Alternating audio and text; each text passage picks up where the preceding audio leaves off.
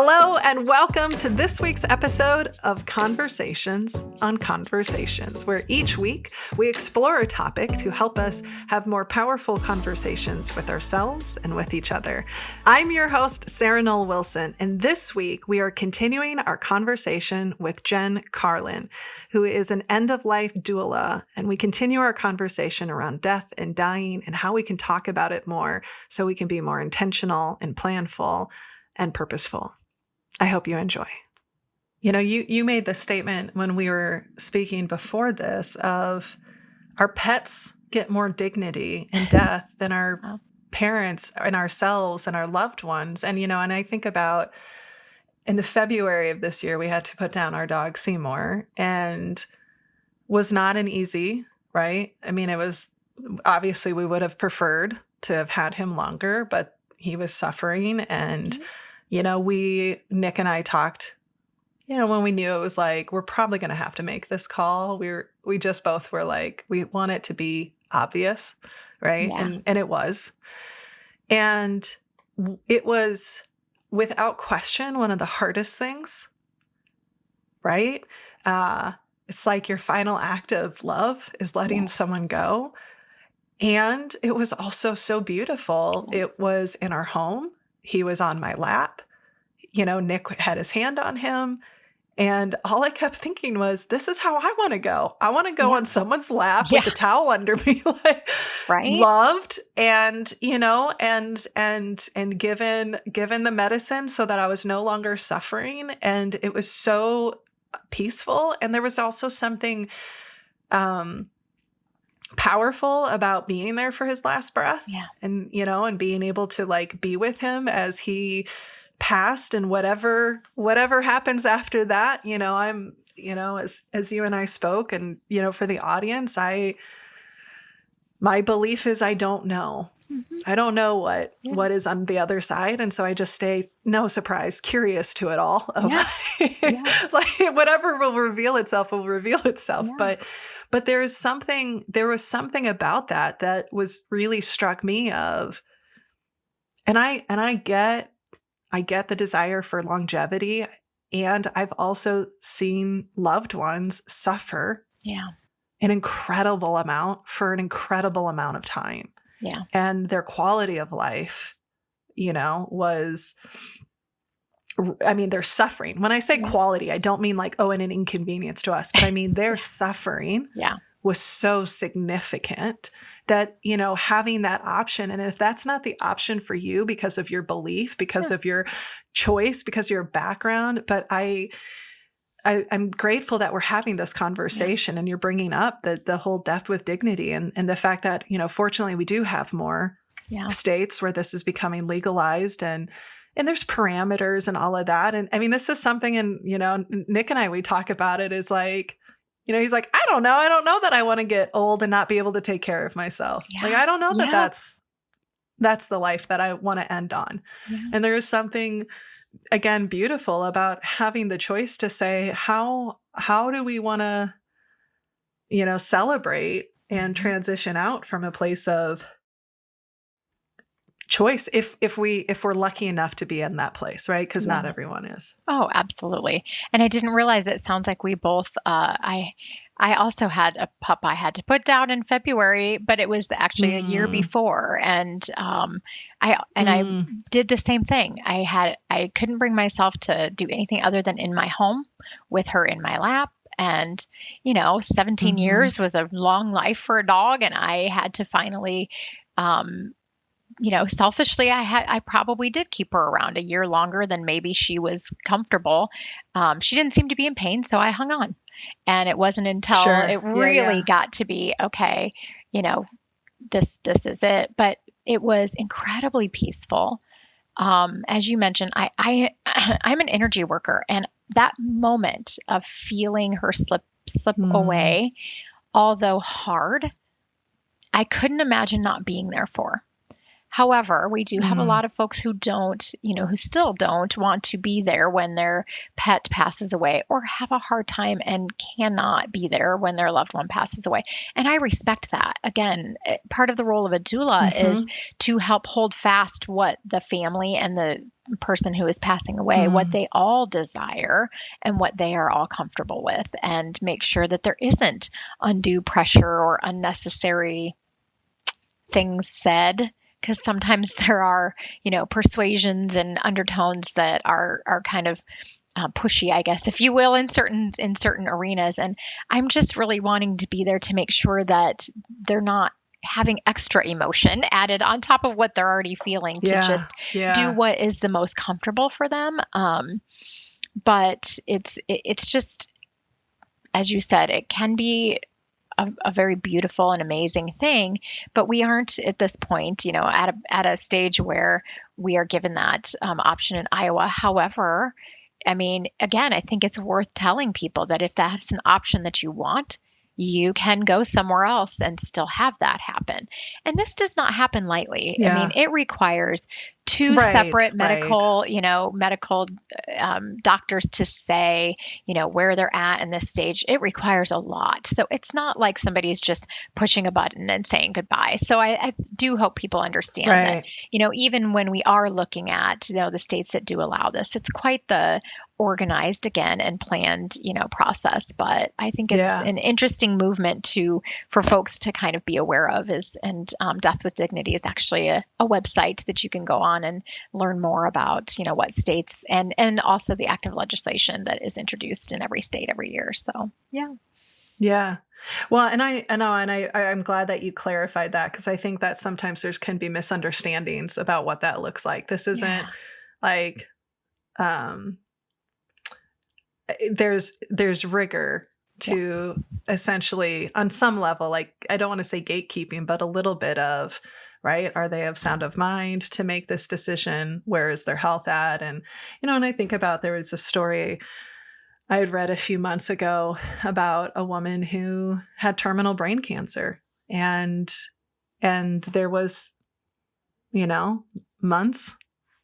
Yeah. It wasn't, the technology wasn't going to turn around. Right. Like, it was too far gone. And knowing what the future was, can be a really, really painful transition. Sure. And she made that decision. And so she had this beautiful celebration with her friends throughout the month. And it was a date, and there was a celebration, and it was very planful, and it was very peaceful. And again, that doesn't mean it's not hard. So I want to make sure that, we're not being flippant about this. No. But again, and everyone has different values, right? I mean, some people very much are, I want as much time as I can with them. And some people are, I want them to have a quality of life where they're not suffering. And probably we all fall somewhere in between, depending on the situation. But just having more options, right? Just having more options, not only, right, in how we celebrate and how we, what the rituals are, how we communicate, what our option, I mean, even like, so I want to talk a little bit, because you were bringing up some things that I was unfamiliar with. Because again, I only know the default when it comes to disposition of body. Like you were talking about, there's lots of different options. I was real quickly, I have to tell a story, because this is what happens, I'm sure, when you talk to people, is people are like, I want to tell you my stories. Yep. And it's wonderful. But that's a friend of my husband, right? I mean, that's, well, and you had made this comment when you and I talked, is like, and how important it is for people to be able to like give space to the people who have left us that we don't maybe talk about anymore. And we don't talk about what that experience was like. Or worse yet, and I'm going to make a note so we can come back to this, people don't know how to sit with our grief. Yeah. They don't know how to sit with it. Right. So I'll come back. I'll make a note of that.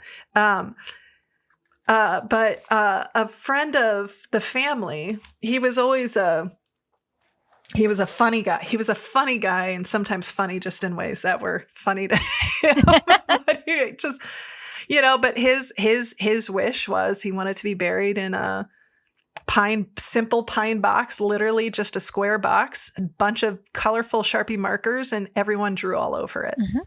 That's how he wanted to go. And there was something like so beautiful about that, even just being an option. So as you are evolving in your research, what are possibilities that are out there? I mean, maybe because we have a global audience. So, right. So it isn't just Iowa. We're just speaking because that's where we both live.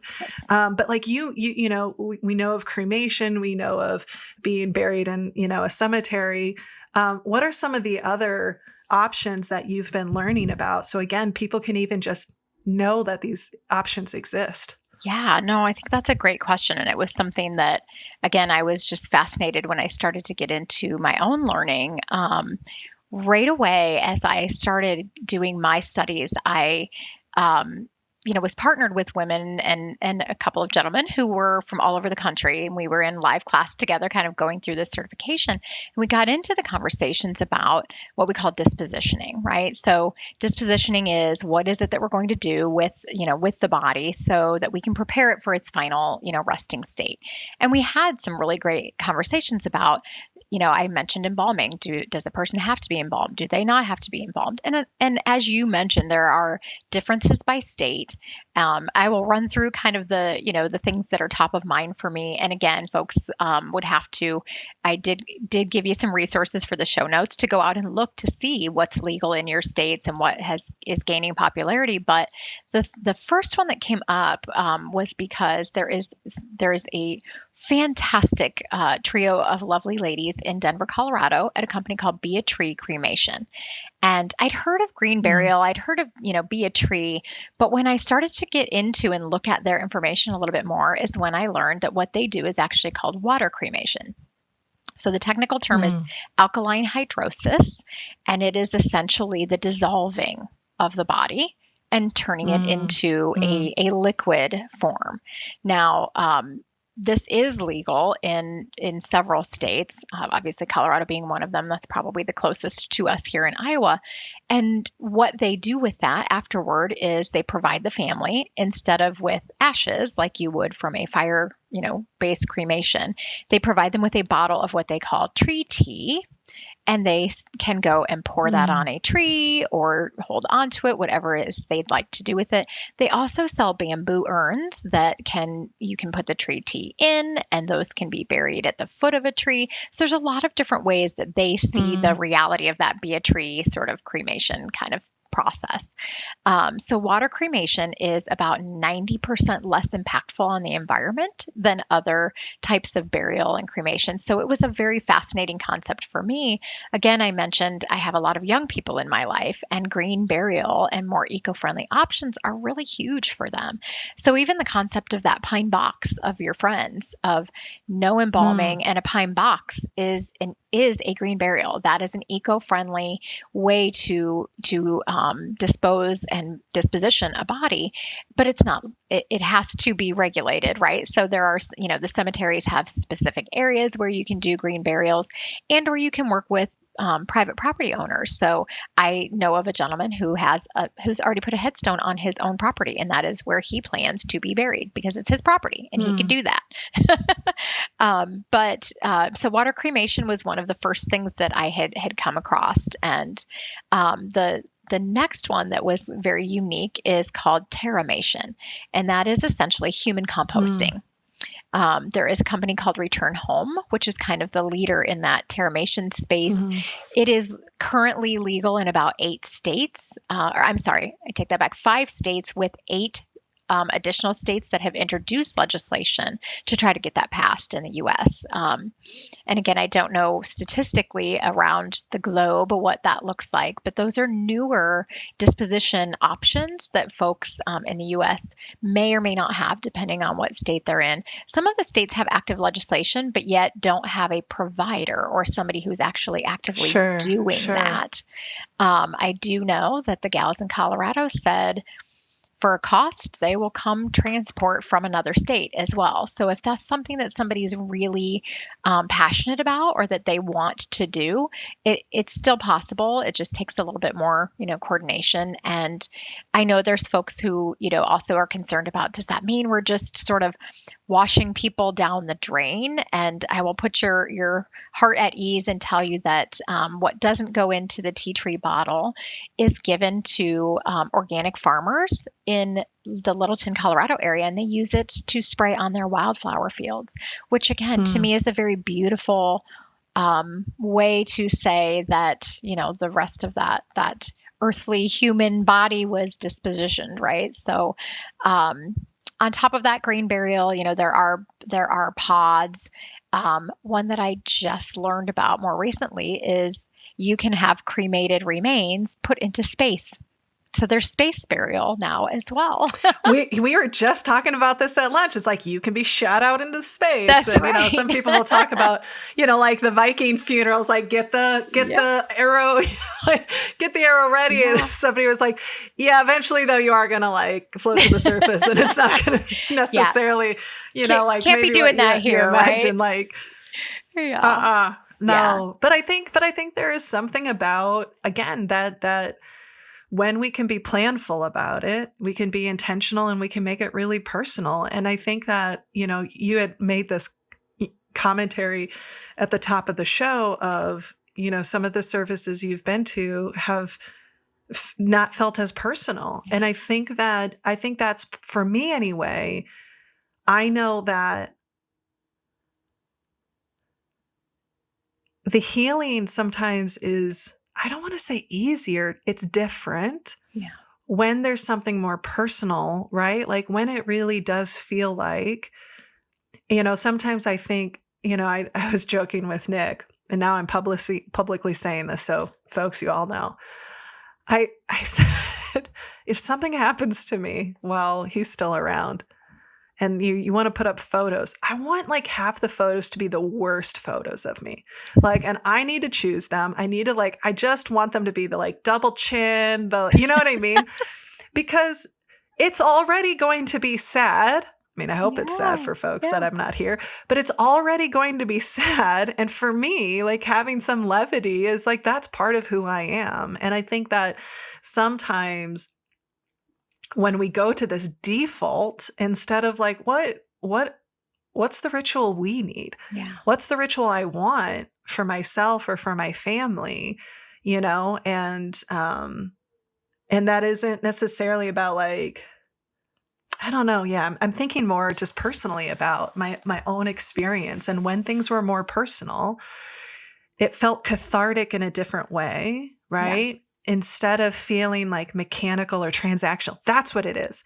We use the term in our work, how like situations can be transactional, they can be positional, they can be transformational, is that I think sometimes when we bring in that personal element of it, it can feel very transformative and therefore cathartic and healing.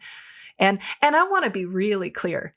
I want to be really clear. There is no judgment on anyone's choices. There's no judgment on what people do or don't do, whether I agree with it or there's absolutely no judgment. Everyone is doing the best they can with what they have in an incredibly difficult time. So I want to make sure I'm very clear that I'm not unintentionally coming across as like critical of people's choices. Because like if that's what's important to them, great. Like that's what's important to them. Or if that's what they had access to and they were like, this doesn't even like, we just need to get this done so we can deal with everything else. Great. So I just want to be really clear, like nothing but love, deep love and compassion for people who are in that situation, because it's not always easy.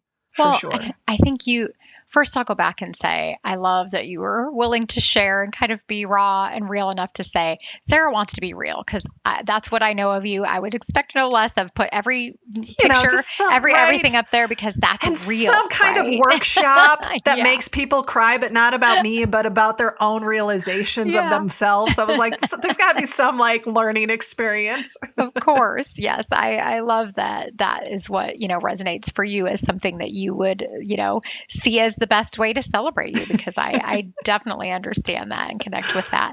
But I think, something that you just said made me think about when, again, I go back to my daughter's partner losing her mother, and this is a young adult who does not have thousands of dollars sitting in the bank.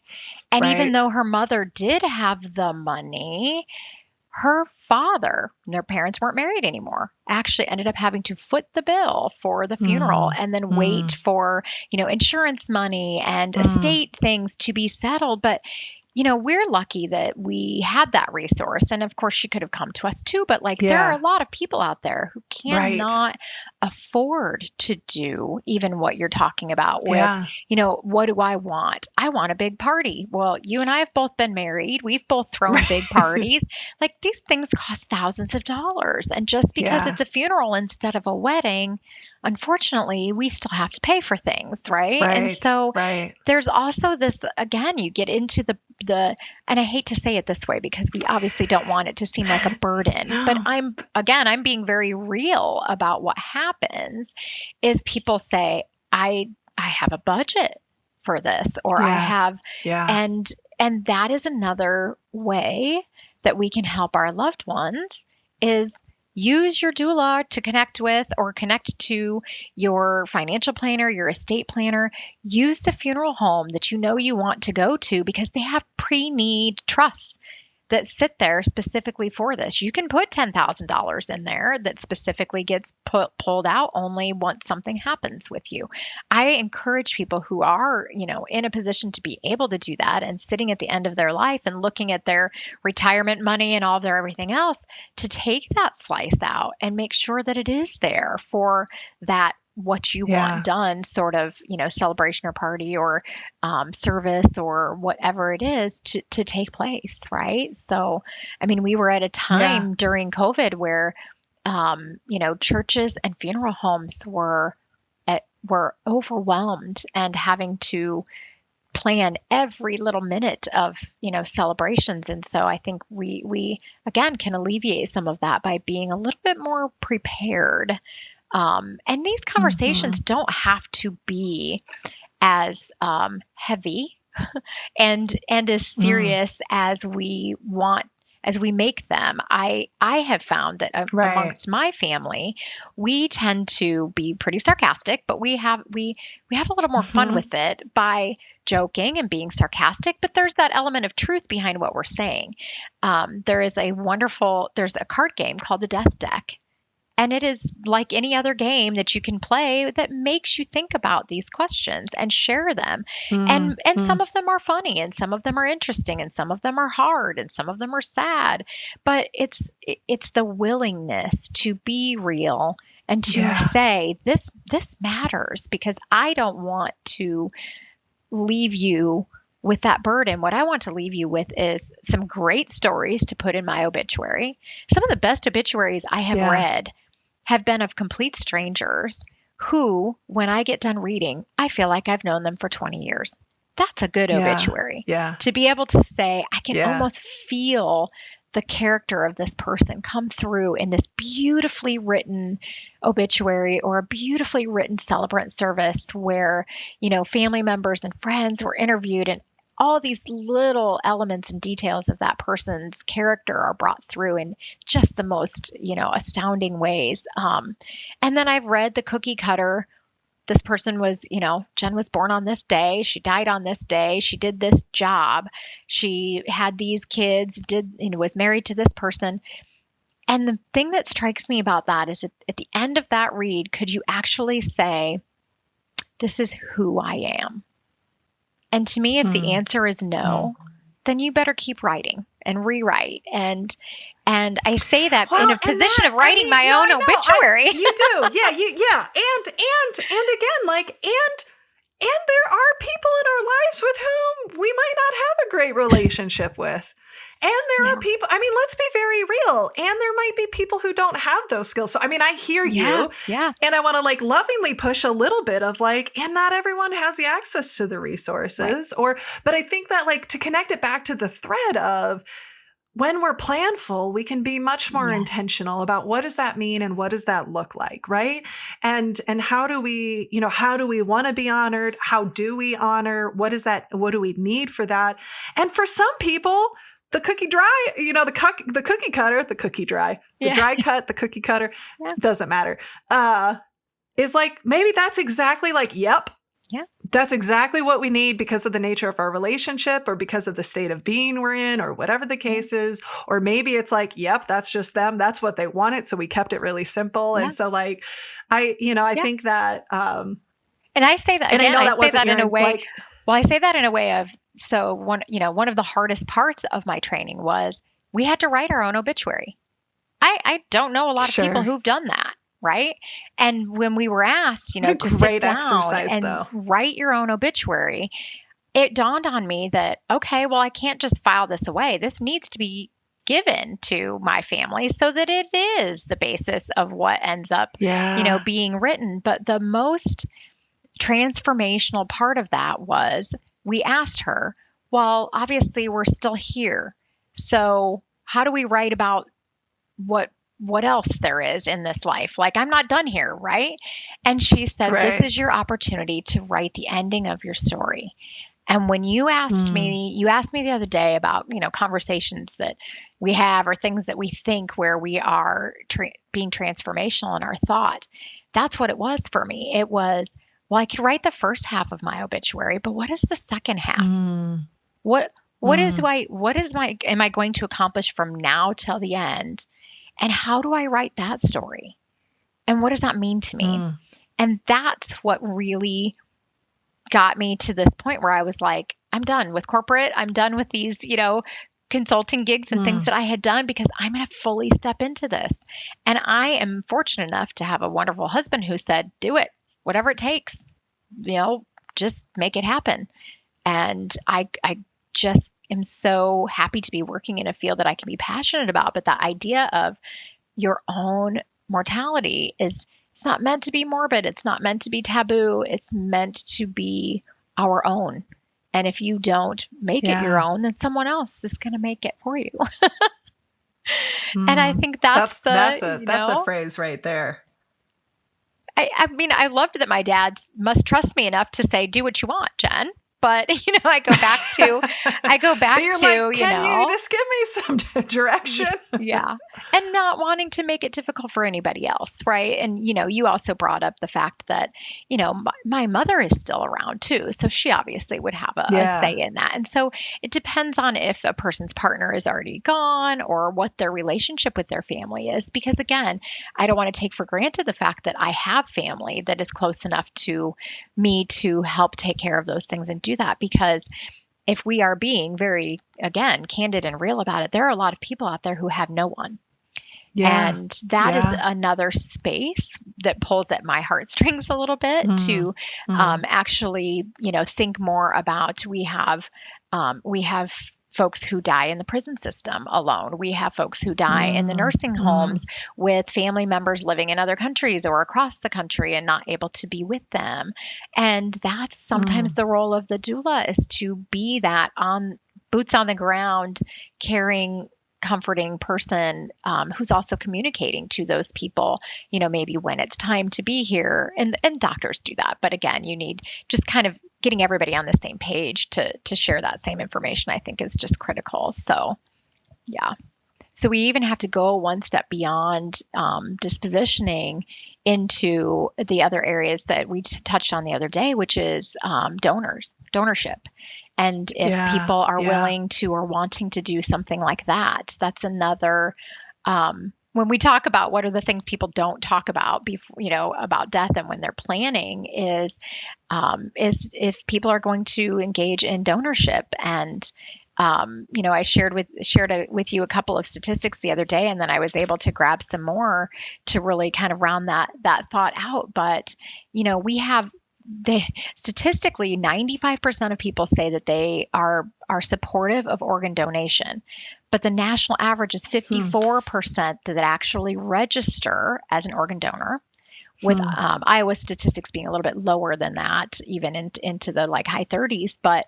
But if you think about those numbers, and then you actually say only 3 in 1,000 people will die in a manner that allows them to donate, that's when you get to the real meat of how critical donating tissue, eye, organs, There are 8 organs that can be harvested if somebody dies in a manner in which those can be salvaged.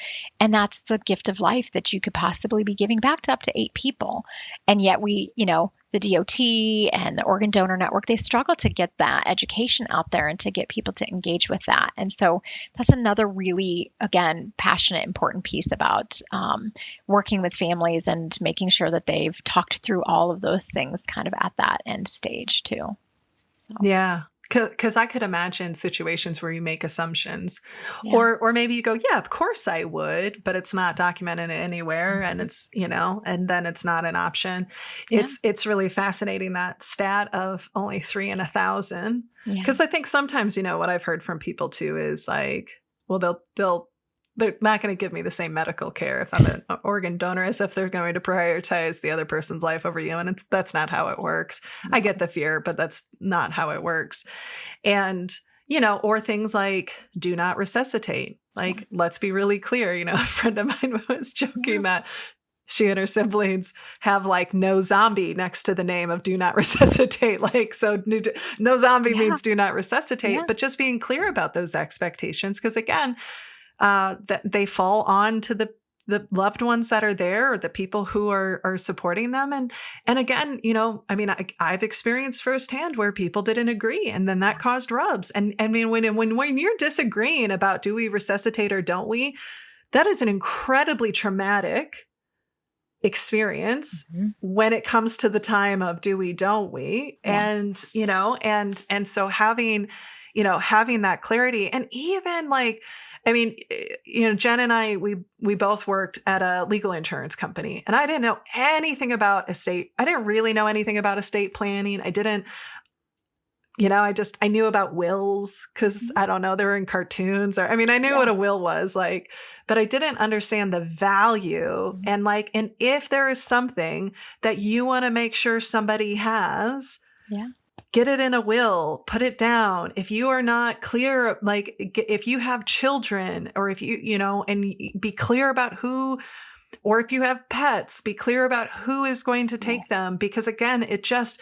removes stress for those who are left, who love you, at a time when they're already going to be so incredibly stressed. And I say this as someone who, we started the will process, and for whatever reason, I think we were like, we're young, we don't have kids. But then when we start traveling, I'm like, this necklace goes to this niece, this goes to this nephew, this goes to, so we have like an informal, but, and making sure things like your beneficiary forms are all like set up and clear, and there's copies. Because I was talking to a good friend of mine, and somebody in her life with whom is, the father of her child, we'll say it this way, the father of her child, her ex, died very suddenly.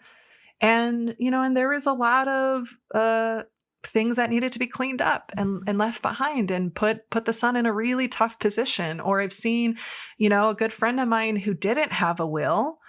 And there was infighting between his wife and his previous family, about who gets the money. And just real quickly, Jen, one of the things you said earlier, and I wanted to come back to this, is it doesn't have to be this huge, big conversation. You can make it transactional. Hey, let's just get this figured out. Once we get it done, then it's done. Or you can make it humorous, right? Like whatever works, but it doesn't have to be this massive sit down. But like, let's figure things out, because once it's figured out, then you don't have to think about it anymore. But make sure people know where that information is. Cause that's something you've said a couple of times, like it's in our safe. Our kids know it's in our safe, right? Yeah. My kids are, my kids right now are 19 and 24. And I've been speaking to them about this far before I even came into this field, because Sarah knows and will appreciate, like nothing is off the table with Jen. I'm a taboo topic girl. Like, let's talk about everything. And my kids have grown up with that. But I do try to make it a little more lively, a little more fun. They grew up in the anime era. My envelope in the safe says the death note. Like they know. I don't even have to talk about it, right? They know that inside that envelope is everything they need to know when I go. Now, since then, I've had the fortunate opportunity to start using a tool. Like I now use a book with my clients that is called What My Family Needs to Know When I Die. You can buy these on Amazon. There's a whole slew of them. And it literally is just a place to handwrite all of that important information. And it does have what you want, those sorts of things. A will and testament, this is the what to do with my stuff, right? But it's not really what to do with you. So that's where you have that layer of needing, you need your last will and testament. I tell everyone, yes, you can buy a kit and then file it yourself. I encourage people to use an attorney for this. I would always tell you to seek legal guidance, but to just put a medical power of attorney or an advanced directive in place.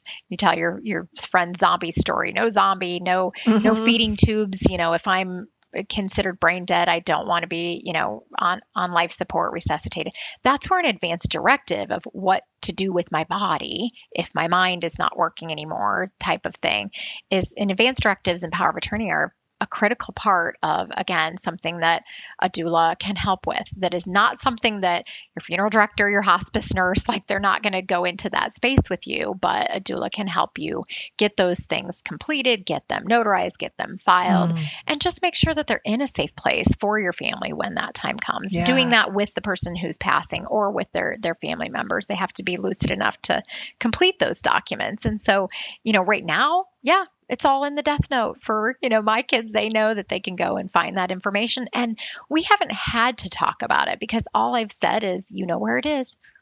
So it's made it not so uncomfortable, right? But at least everybody has that peace of mind that it's there. And they know if and when that time comes that they can just go get that and that everything will be sort of, laid out for them so that they don't have that stress, because the time to grieve, if I'm just sharing stories, I did a grief interview with a gal who lost her sister in an accident that became national news.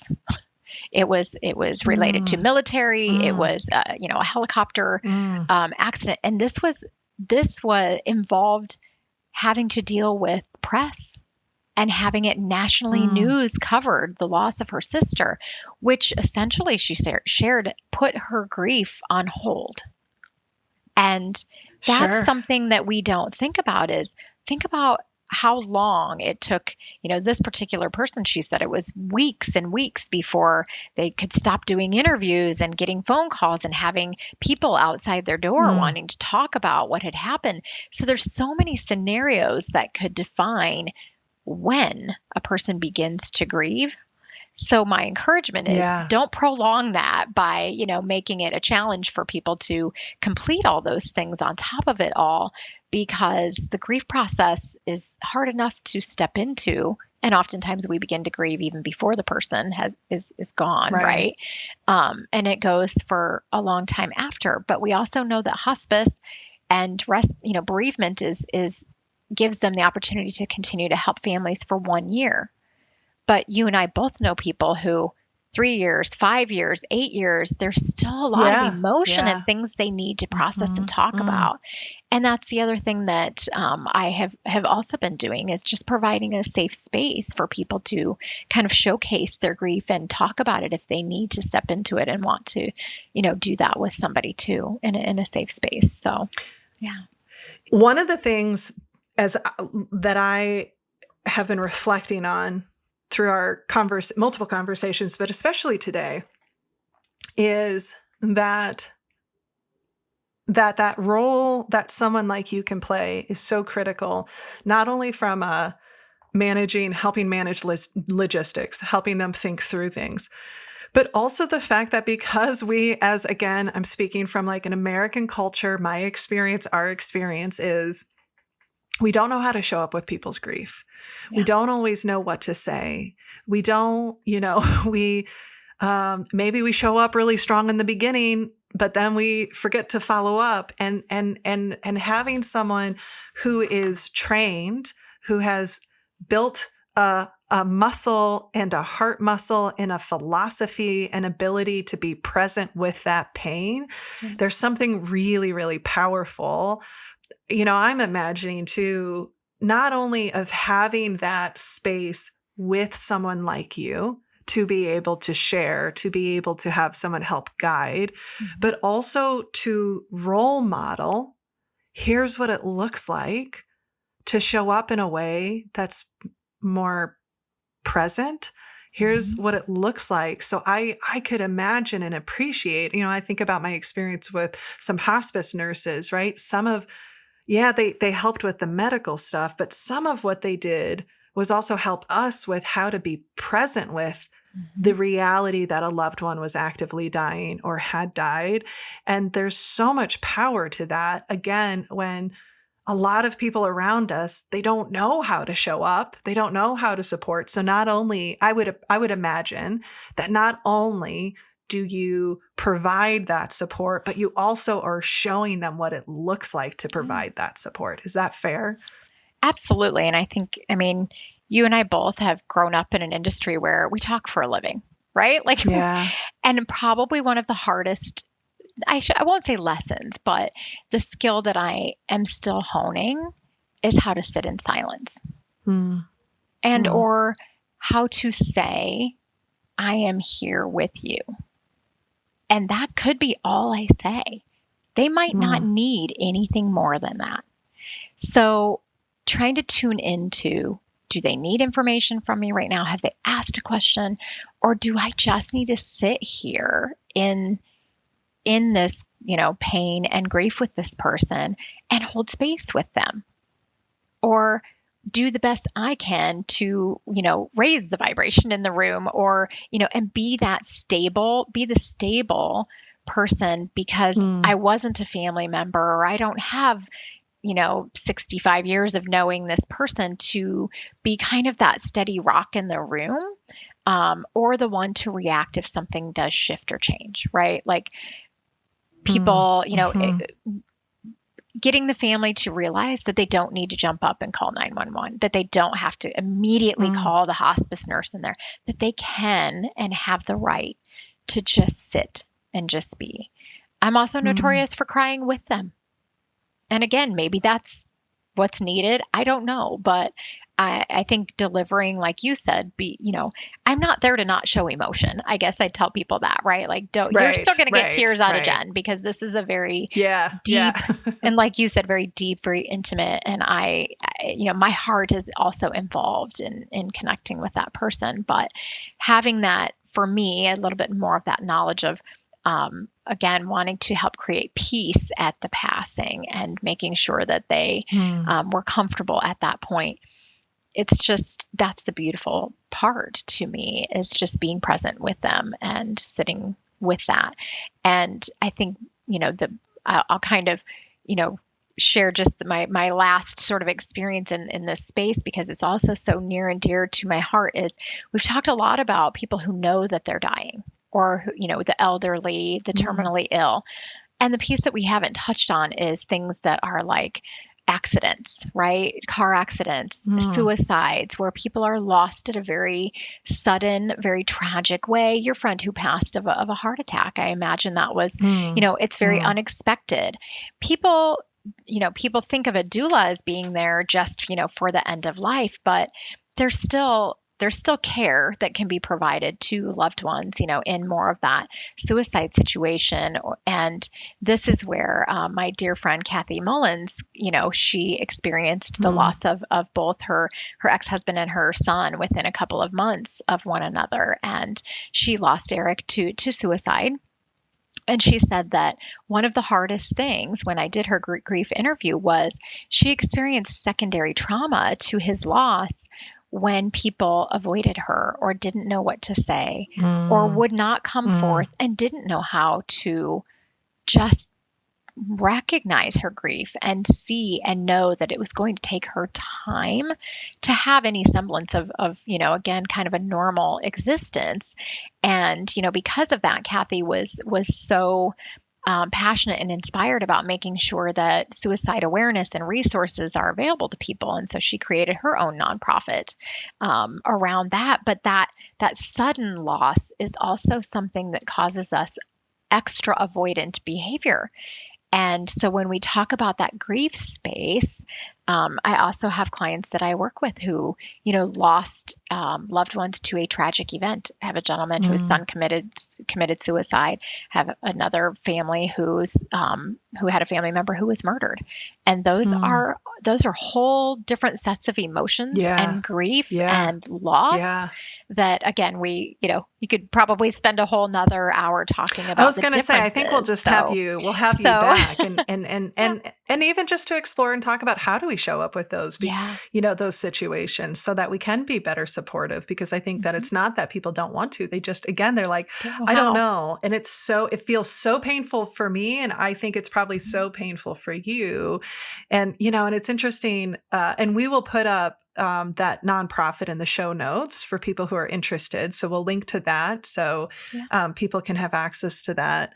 I was speaking once at an event on mental health, and a woman shared that her son had died by suicide, and she said it was so hard when I first came back to work because everyone was asking me how I was doing. And not that was a bad question, but she said basically it either made me revisit the trauma or I had to lie. And I said, that's interesting because, we were talking about how the intention is, how are you doing? Like, I want to check in with you. And I asked her, I said, did anyone show up differently that was really effective for you?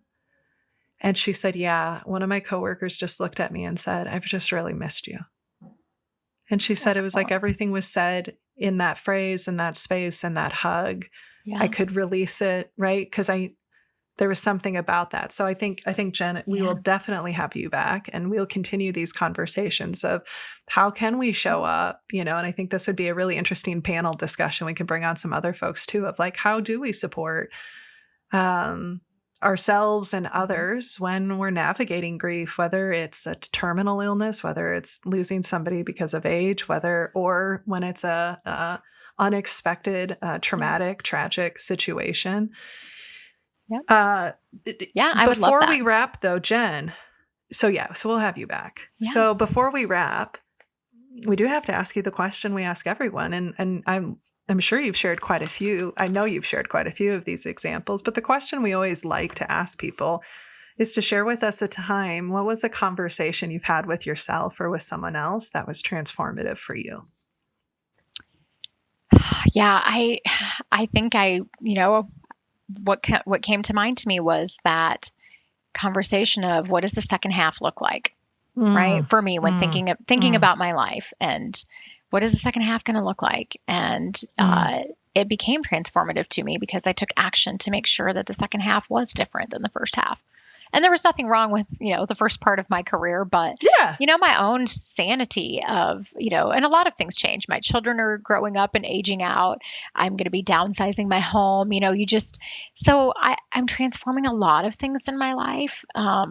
But when you do some of those exercises, like writing your own obituary, and, there's a couple of other great exercises that we do as a part of Death Cafe, which is a whole nother thing I could share about, having real conversations with people about what your life means to you, and that what are you going to do in the second half was the conversation I had with myself when writing my obituary that absolutely was transformative for me and is continuing to kind of shape and mold where I'm going. Yeah.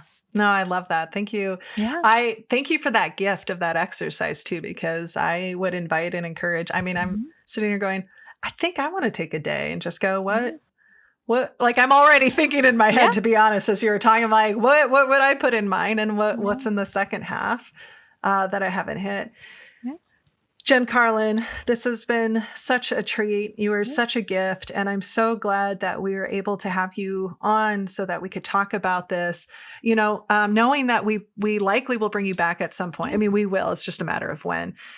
So for people who are listening, what's the best, and you want to connect with Jen to learn more about her experience, to learn more about how she supports people, because while there are certainly things that might be regionally limited, there's certainly in the world of virtual lots of ways we can support people globally. Jen, what's the best way for people to connect with you? Yeah. So my doula business is called Forces of Nature. And I do have both my end of life care and I also do funeral celebrant services, working with folks on eulogies and actually providing somebody to help conduct their services if they would like. So Forces of Nature can be found, I can be found on Facebook. I am on Instagram, but I have my personal one. I haven't gotten real active with the work one yet, but I am getting ready to do that. So that's kind of an exciting time. So, and I do have a website, which is www.forcesofnaturehealing.com. And I just encourage people to give me a call. And it's not just about, hiring a doula. A lot of my services are also volunteer for families who maybe can't afford to have that. I do a lot of volunteer work as well. And I would say just give me a call. And I do have a treatment space in Windsor Heights, Iowa, where I work out of, so people can come into an office setting to visit me there as well.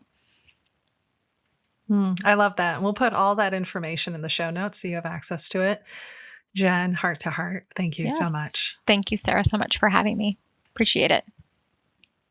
Our guest for the last 2 weeks has been Jen Carolan, and I have been looking forward to having this conversation because it's a conversation we don't often have. And I know that there are so many different things that resonated, but I think for me personally, it's making me realize how important it is that I increase the priority to make sure that I get my will taken care of, get documents in order so that I can hopefully reduce some unnecessary stress to my loved ones in the event that something were to happen. And I want to hear from you. I mean, this was, this isn't an easy topic to talk about. I'm curious to hear what resonated for you, what came up for you, what stories do you have that you would like to share? We're always, always, always here to listen. You can connect with us at podcast@sarahnollwilson.com. You can also connect with me on social media where my DMs are always open.